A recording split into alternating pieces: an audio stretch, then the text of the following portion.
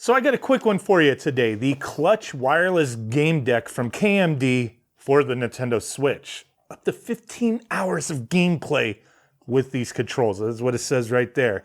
So I've been using, we did a video on this one, the cracked little Nitro deck, and I've been enjoying it. It's not perfect by any means, like really bad rumble, kind of awkward placement of the analog stick. I've gotten used to it though, and I actually really like it. But we're gonna try this one out. So a lot of people have been suggesting different grips out there. And hey, I may try a few others, but we're gonna give this one a shot.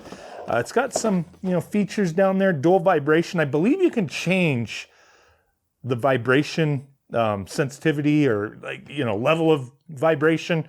So we'll check that out. Motion sensing, so you can be like, boom, right? Turbo functionality, 4-cart storage, and USB to USB-C, I guess, for charging. But let's get into this thing. So this is cheaper than the Nitro deck, the one that I have anyway. But let's see how this thing works. So this is just going to be kind of like immediate impressions. We'll try some of the features. I think it has like macros and whatnot, which can come in handy. You got a couple back buttons. And I do believe there's a couple colors. This clear purple one looks pretty slick. You got like a GameCube style second analog stick down there. Face buttons don't feel too bad. The sticks feel all right. The D-pad, I'll have to try that out. I don't know. Immediate impressions on the D-pad, it's kind of, yeah, we'll have to try it. I don't know that I like the feel of it. There's like no texture on it, but kind of dips in, kind of cups your thumb a little bit. So it might be all right. Some secondary buttons, turbo, everything up there. Shoulder buttons feel okay, but let's get the system in there. I have to take it out of this. Some people told me, and I'm not seeing it, that like the cracked one scratches the back of the Switch. I've only removed it a couple times. I have no scratches, but this has like more of a soft back to it. So it should be less likely to scratch your Switch. Try to get that in there. Normal Switch OLED should all fit in here. Believe this is a lock button. Is it locked in place? I guess, yeah. So we're locked in place. Let's see how to get this thing set up. Press and hold the home button for 3 seconds. Okay, wow, there's like, it glows too. I think there's a way to turn that off. Or there should be. There we go. Okay, I was kind of fiddling around with it. And yeah, you gotta hold it until it turns blue. That's the part that I missed. But now we are connected. Hopefully I can mess around with this a little bit before my battery dies. Okay, so I did have to charge my system. So I have it plugged in. It did come with this cable for this game deck, this dual USB-C cable, so you can charge the Switch and the controls at the same time. I don't really need to charge the controls. I'm getting tired of that blinking, so I'll unplug that. But let's try this, it's supposed to have motion sensing. Let's try it in Kirby Tilt and Tumble real quick. Okay, wow. It's kind of hard to show, but yeah, the motion is working pretty good, actually.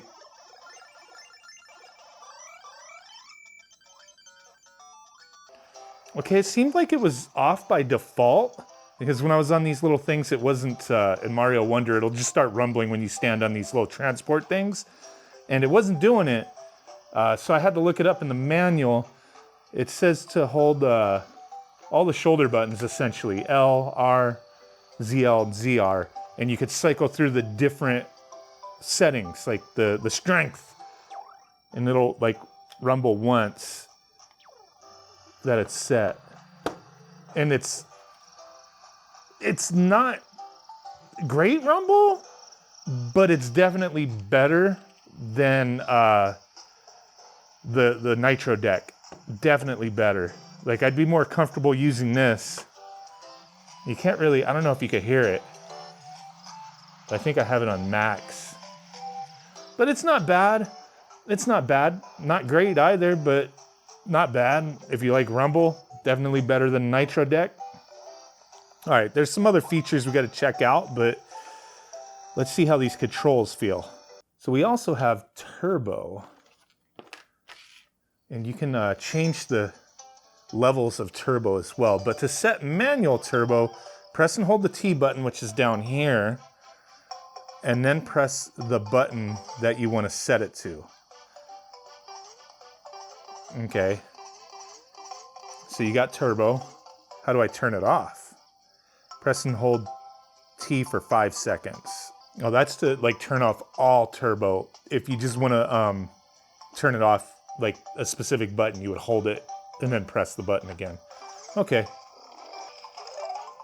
And you know, I'm not like having to reach over. Like they placed the second analog stick over a little bit, and that's the way it should have been on this, a lot of people have said, but the way this was designed, there didn't really seem to be much room for that to happen. But here, with it being slightly offset over here, you could just, you reach up. You don't have to, like, when I use this, I have to, like, do you see what I'm saying? Do you see what I'm saying? Like the analog stick's under my thumb. I have to reach over it or go at an angle. This, it's just, it's more comfortable. 100%, this is a more comfortable build. Is it a better quality build? I mean, so far it seems okay. Button-wise, like, I mean, it seems to be on par with the Nitro deck, but maybe the look of it isn't, you know, to your liking, maybe? I don't know. There's a lot of different variants of this kind of thing out there, but I do think this one's fairly comfortable, and everything is feeling pretty good. Let's try that macro real quick. Macro is supposed to work with the face buttons and D-pad. Let me find out how to do that. So one thing I just found out is there is a light switch on the back, a little button right there that you could change the way these LEDs function, like, you know, different colors, different settings, stuff like that. And then you could change the intensity of the lights by holding it. Let me see, hold it and then pressing up on the left analog stick or down. You could turn it off, type of thing. Now, as far as the programmable macros, we have this, where is it? Oh, this side, M button. And then you have your ML, MR, you know, macro buttons to assign to. So you'll hold that and press one of these buttons. So let's do that. So you actually hold whichever macro button, ML, MR, and the M button at the same time. And then hold it for 2 seconds and it'll do that. And then you can kind of, you know, do your sequence, fighting game, whatever. I don't know. However you want to go about it. Oh, crap. And then press it again to stop it, the actual button. So like I assigned it to this one, I pressed it again to stop it. So let's see. Press it, not touching anything else. It actually does do the holding of like the Y button there to run. So that's cool. Oh, we died.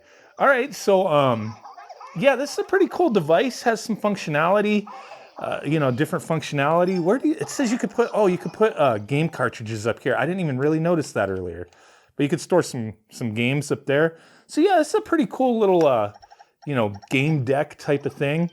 It cost, I believe, $45. That's what I've seen it online. So if you're interested, check it out. Appreciate you guys. Bye.